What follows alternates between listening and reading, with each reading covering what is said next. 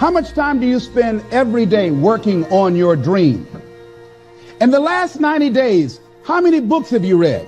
In the last year, what new skill or knowledge have you acquired? What kind of investment have you made in you? You don't want it badder than you want to party. You don't want it as much as you want to be cool. Most of you don't want success as much as you want to sleep. Some of you love sleep more than you love success. And I'm here to tell you today, if you're going to be successful, you gotta be willing to give up sleep.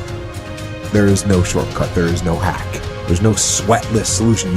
You're gonna have to work. There is always weakness to work on. Always. A lot of them. Why would we allow ourselves to make easy excuses? Why would you allow that? Are you going to make today count? Because that's all you can control. And that's all that matters. It doesn't matter where you start, guys. It doesn't matter what talents you're born with. It's about where you finish. And this race isn't over. It's not over. You could still come in first in the marathon.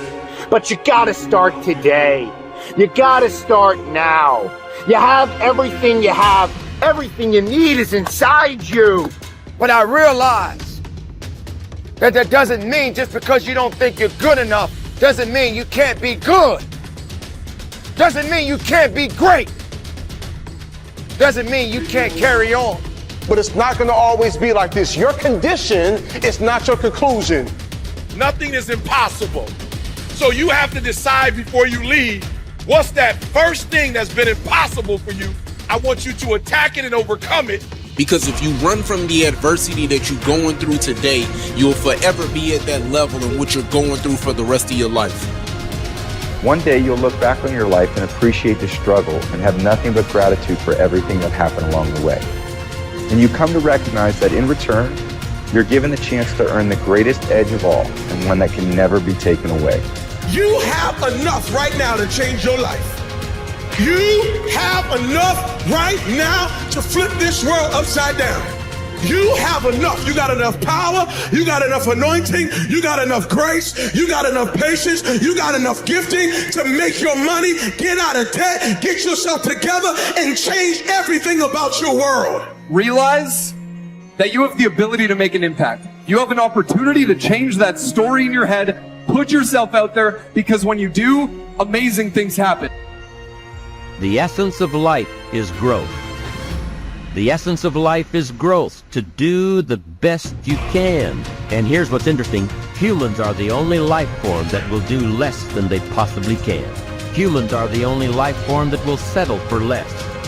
Every other life form except human beings strive to its maximum capacity. How tall will a tree grow?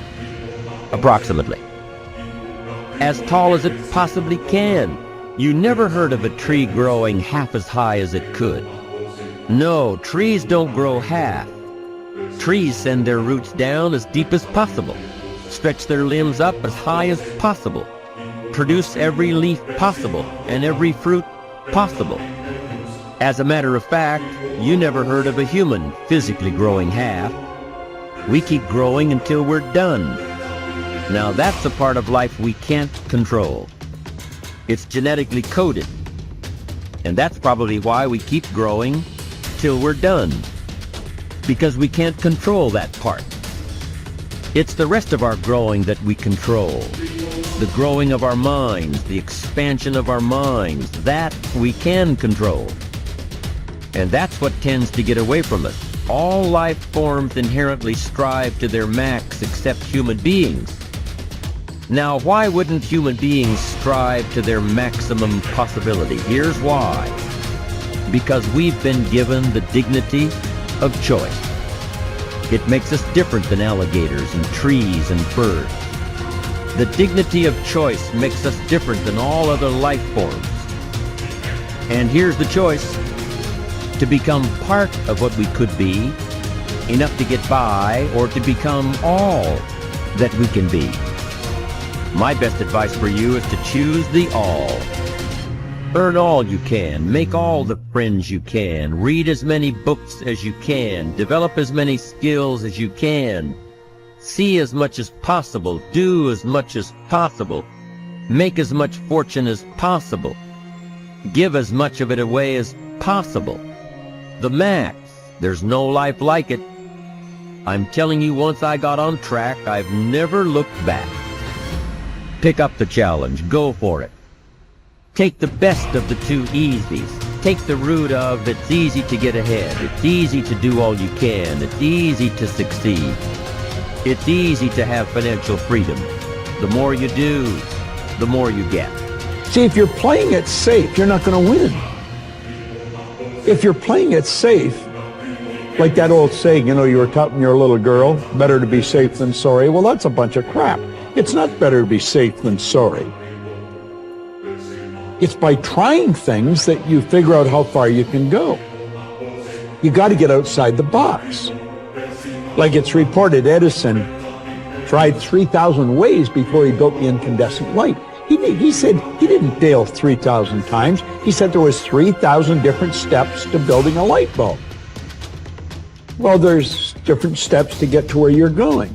And I really do treat winning and losing exactly the same. I do not let it upset me.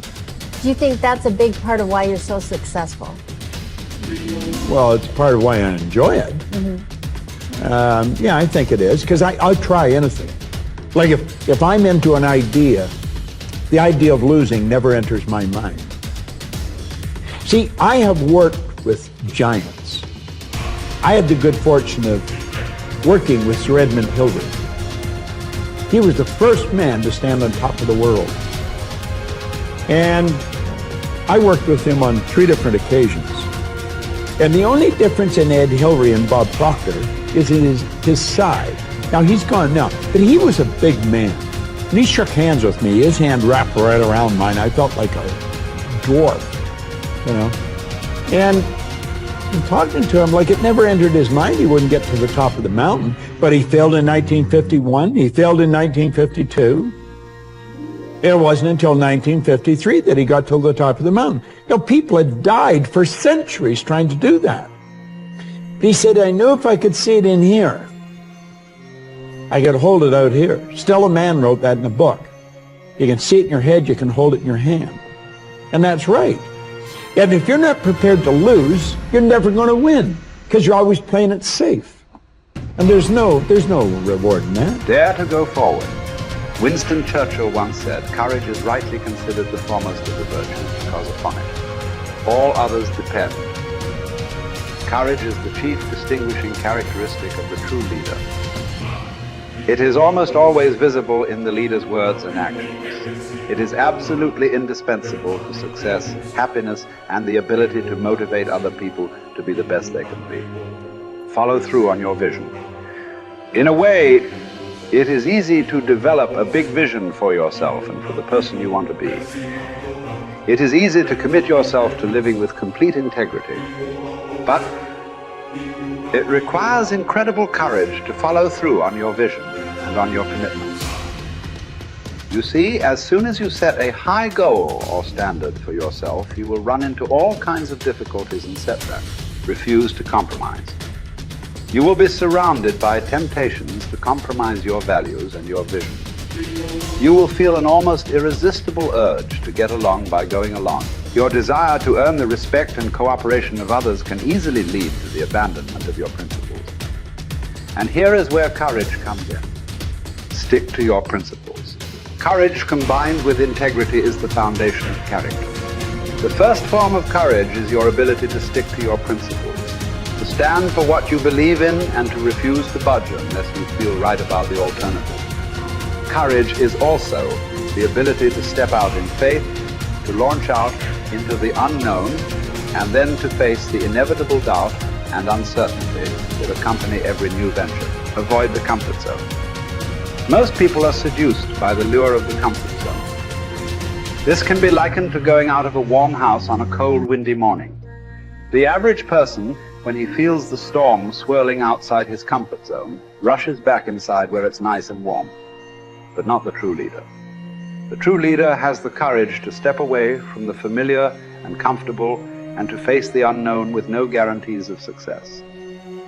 It is this ability to boldly go where no man has gone before that distinguishes you as a leader from the average person. This is the example that you must set if you are to rise above the average.